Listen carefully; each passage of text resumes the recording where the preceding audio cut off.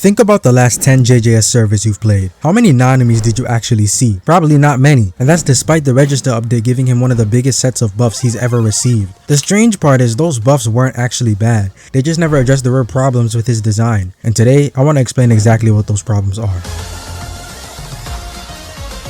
Nanami's entire design falls apart because of one simple problem. He's an M1 merchant whose entire damage output is locked behind a minigame. Without landing ratio point, his damage just isn't threatening. And that means his entire kit revolves around landing his R special first, because every one of his actual moves is completely blockable. And because he has next to no options in neutral, just like every other M1 merchant, if your opponent decides to play passive or just run away, there's almost nothing you can do about it. But in Nanami's case, it's 10 times worse, because if you compare him to the other characters who have no neutral, at least they have ways to work around it. Yuji has the crushing blow fade for movement, Gojo has the teleport, Locust Guy does not have to think, and Charles is Charles. Nanami doesn't get any of that. He has 4 completely blockable moves, and that's it. And these moves, even on their own, are inherently flawed. Let's ignore the ratio mechanic real quick. Cleaving Whirlwind is incredibly punishable outside of combos. Your opponent can literally side dash and punish you. Even inside combos, its value is almost entirely tied to ratio point. Without that, you're just throwing out another blockable move. It's like landing Naoya's entire M1 string and finishing with Decisive Strike. Sure, it works, but only if your opponent forgets they can block.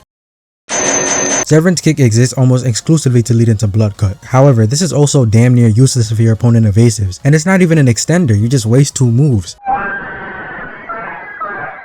And because Nanami has 0 evasive bait, like none at all, if your opponent is familiar with Nanami, 9 times out of 10 they're only gonna evasive after Severance Kick is used. Blunt Cut is...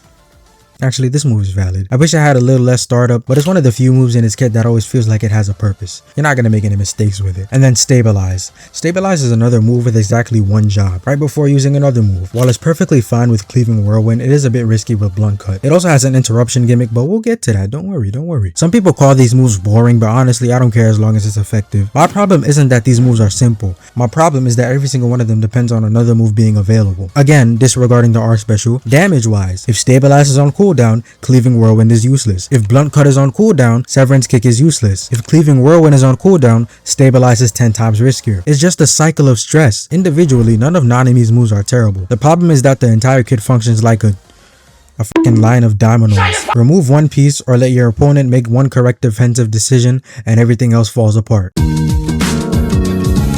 Before we get into Nanami's main mechanic, I want to talk about his interruption gimmick. 2 of his moves, Severance Kick and Stabilize, can interrupt an opponent if they're in the middle of an action, leaving them open for a follow-up attack. Now on paper, that's a really cool idea. When I hear interrupt, I'm expecting a fast move that I can pull out to stop my opponent in their tracks. But that's not what these moves are. Because of the long startup, you'll be the one who gets interrupted most of the time. What? And Severance Kick's variant, the Reverse Kick, which is made specifically for interruptions, is slower. Make it make sense. I've tried using Stabilize during M1 trades, thinking I would catch them lacking.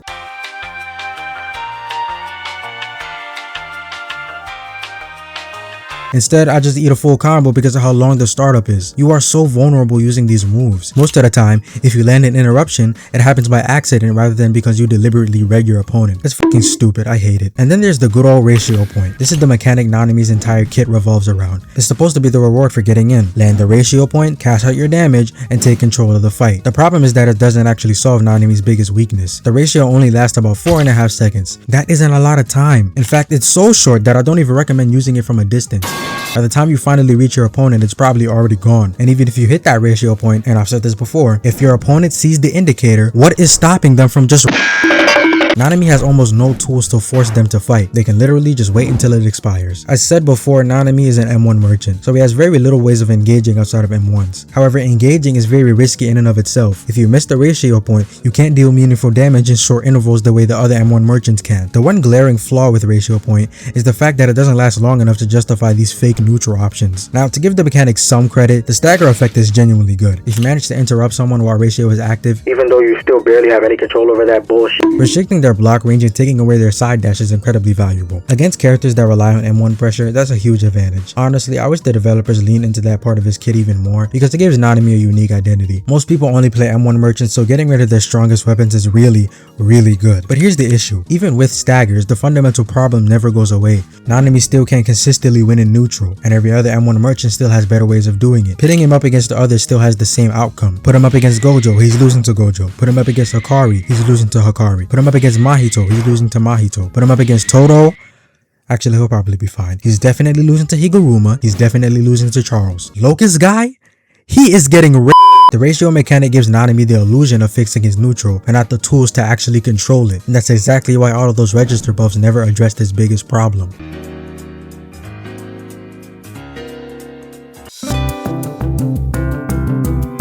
I want to preface this by saying that none of these buffs are bad. In fact, some of them are genuinely great quality of life improvements. Pianos!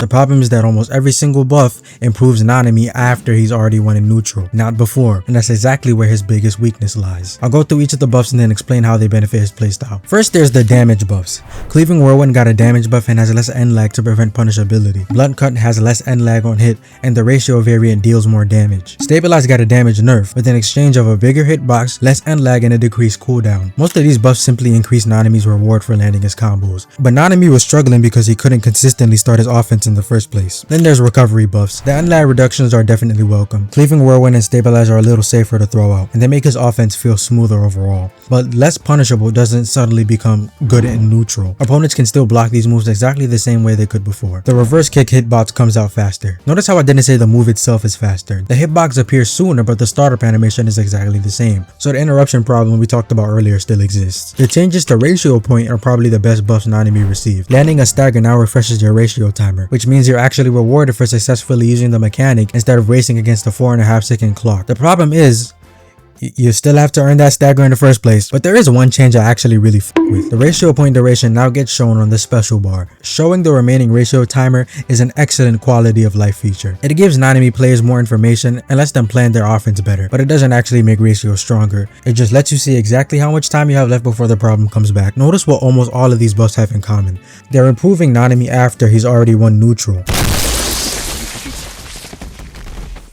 They make his combo smoother, they make his damage higher, they make his pressure a little safer, but none of them actually help him win the neutral game that he's been struggling with since day one. That's why Nanami still feels like Nanami, just with slightly bigger numbers.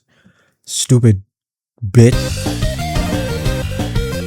Now, after spending the last few minutes absolutely tearing this character apart, I should probably mention something. I love Nanami. Seriously, he's one of my favorite characters in Jujutsu Kaisen, easily in my top 3, and for whatever reason, I can't stop playing him. I think part of it is because I love challenging myself. I know there are better characters I could play. I know I'm making my own life harder, but when you finally land that 7-3 ratio point, man, it feels good.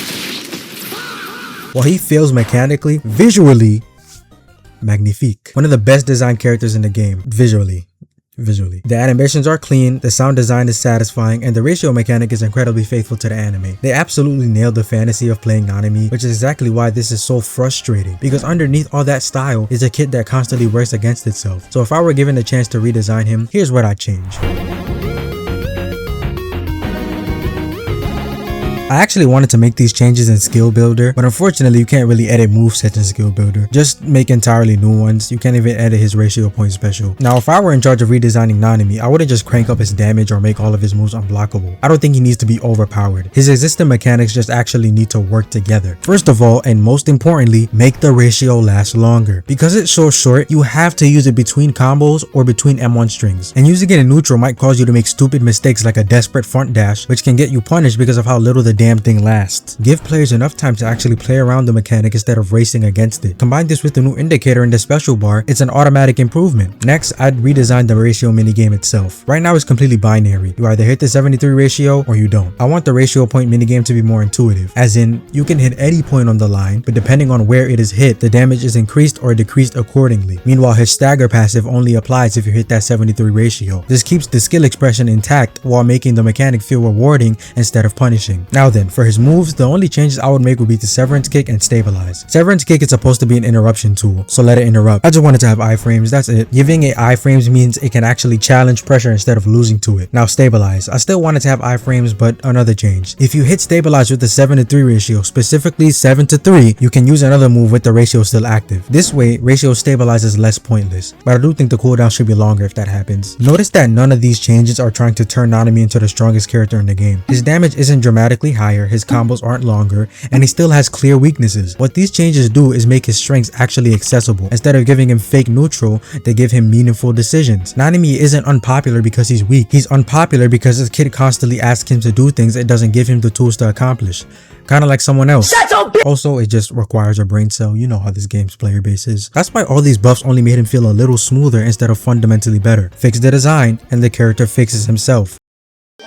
But that's just my take. If you think Nanami should be redesigned differently, or if you think I'm completely wrong, let me know down below. I genuinely love to hear how you change him. If you want to hear about the worst era of Roblox games in my opinion, click the video to the left. If you want to know if JJS is beginner friendly or not, click the video to the right. Alright, see ya.